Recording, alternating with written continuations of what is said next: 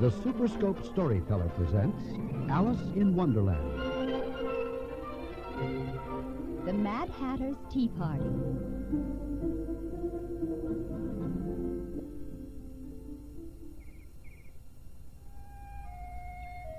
The tiny house stood in the middle of a lovely clover patch.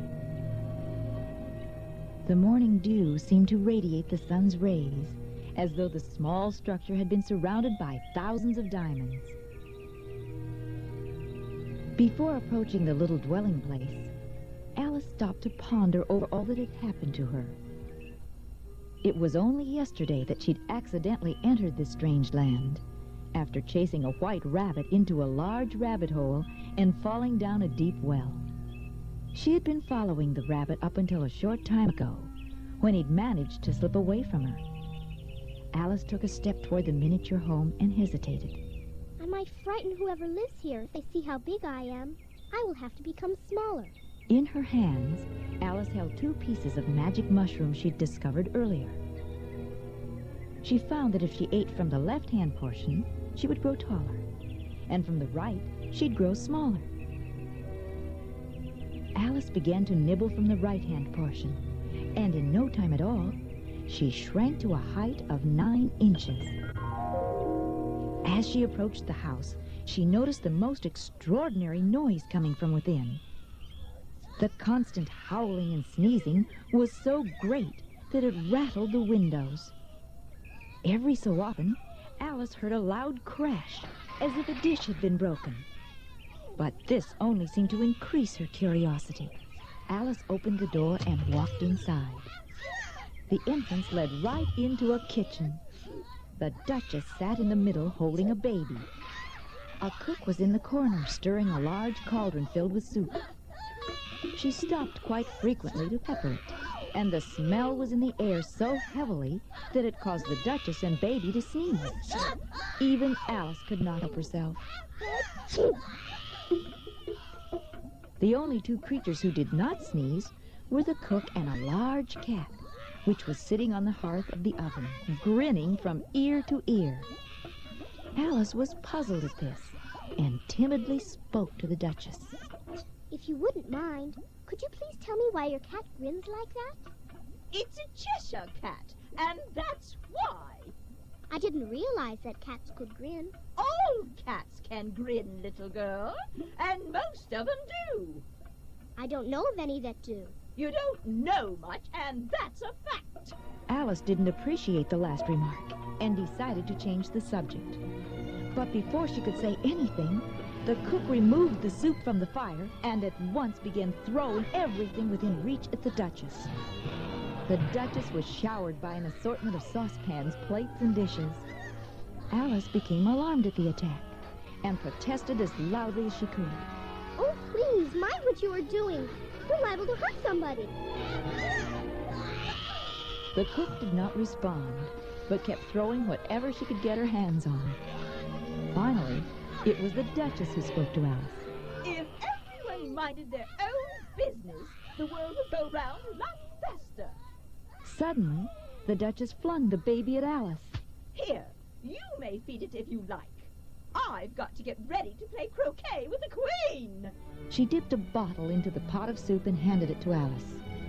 As the Duchess hurried out of the room, the cook threw a pan at her, but it missed and hit the floor. Alice looked at the strange baby in her arms. They'll certainly destroy you if I don't take you away from here. Alice was surprised when the baby grunted in reply. My, you certainly have a peculiar way of expressing yourself. As she walked out the door, the baby grunted again, and Alice closely examined the child to see what was troubling it.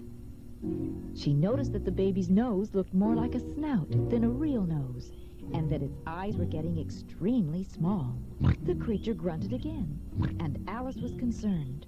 If you're going to turn into a pig, I shall have nothing more to do with you. Alice continued to walk for some distance, when the creature squealed so violently that Alice looked down in alarm. Why, you are a pig. I refuse to carry you any further. She set the animal down and was relieved to see it disappear into the woods. If that creature had grown up, it would have been an extremely ugly child. but I think it makes a rather handsome pig. I have some friends who might do well as pigs. Oh! Alice was startled to see the Cheshire Cat sitting on the limb of a nearby tree. The cat grinned when he saw the girl. Alice thought he seemed good-natured enough, but when she saw his many sharp teeth and long claws, she decided to speak respectfully to the animal. Cheshire Puss, would you please tell me which way I ought to walk from here? That depends a great deal upon where you want to go. I don't think I really care. Then it really doesn't matter which way you walk. Alice thought this was an odd way for a cat to act, but because she believed he might have something important to say, Alice continued to question him. Tell me then, what sort of people live around here? The Mad Hatter lives to the right, and the March Hare lives to the left. Visit either if you like. They're both mad. But I don't want to be with mad people. Oh, you can't help that. We're all mad. I'm mad. You're mad. How do you know I'm mad, Puss? You must be, or you wouldn't have come here. Alice didn't think the Cheshire Cat's answer was a very good one. But before she could change the subject, the creature abruptly disappeared. Alice, however, was not surprised, because she was getting used to strange things happening. While she was examining the spot where the cat had been, he suddenly appeared again. By the way, what became of the baby? I'd nearly forgotten to ask. It turned into a pig. I thought it would. The cat vanished again, and Alice started to walk down the path. She had not gone far when she happened to look up and noticed the cat had reappeared in another tree. Did you say pig or fig? I said pig. And I wish you'd stop appearing and vanishing so suddenly. You're making me nervous. Very well. This time, the cat faded away quite slowly, beginning with the end of his tail and ending with a grin. Alice looked at the large smile, which remained for some time after the rest of the cat had vanished. Well, I've observed a cat without a grin before, but never a grin without a cat. It's the most curious thing I've ever seen.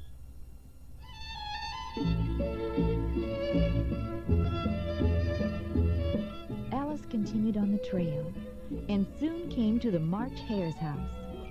The hare and the Mad Hatter were sitting at a table in front of the home having tea. Between them was a dormouse who was fast asleep, and the two were resting their elbows on him while talking over his head. It was a large table, and the three were all crowded together at one corner of it. As Alice came near, the two protested. No room, no room. Why, there's plenty of room for me. Alice seated herself while the two continued their conversation. Finally, the March Hare spoke to her. Have some ice cream. Alice excitedly looked around the table, but discovered there was none. She tried not to show her disappointment as she spoke to the hare. I don't see any ice cream. That's because there isn't any. Then it wasn't very nice of you to offer it. Well, it wasn't very nice of you to sit down without being invited. The Hatter and the hare continued their conversation, while Alice thought over a good answer for this. Before she could say anything, the Mad Hatter pulled out a watch and looked closely at it. What day of the month is it, young lady? I believe it's the 4th. 2 days wrong. Let me see. The March Hare took the watch and examined it. Then he dipped it into his cup of tea. After stirring it several times, he looked at the watch again, nodding in agreement. Alice had been watching this with some curiosity and gave the Mad Hatter a puzzled look. What a funny watch. It tells the day of the month and doesn't tell what o'clock it is. Why should it? Does your watch tell you what year it is? Of course not. But that's because it stays the same year for such a long time. Which is just the case with mine, young lady. Alice was confused by the Hatter's remark. He was speaking English, but seemed to be making no sense at all. She pointed at the watch. I don't think... Then you shouldn't talk. This rudeness was more than Alice could take, so she stood up from the table and walked off. Neither of the others took notice of her, however, because they were busy trying to put the dormouse into the teapot. Alice was quickly on her way down the path, and as she came to a turn, she stopped to look back at the house. I should hope that I will never be as rude as those two. That was the silliest tea party I've ever been to in all my life. And I don't think they could have invited anyone who would have enjoyed it. Except perhaps one. Alice thought of the Duchess and how clumsy she was with the baby. Alice giggled as she recalled the eye-watering smell of the cook's peppered soup. She knew that she would never again complain about the food in her own home, or be jealous of the love her baby brother received. She had just rounded the corner when she noticed something on the ground. It's a small glove. Why, I recognize this. It belongs to the White Rabbit. I thought I'd lost him, but I've been following him all along. Maybe I can still catch him. Alice continued along the path, happy that she'd discovered the trail of the one creature who had managed to elude her. She was on her way to whatever new adventures might await her in this curious Wonderland.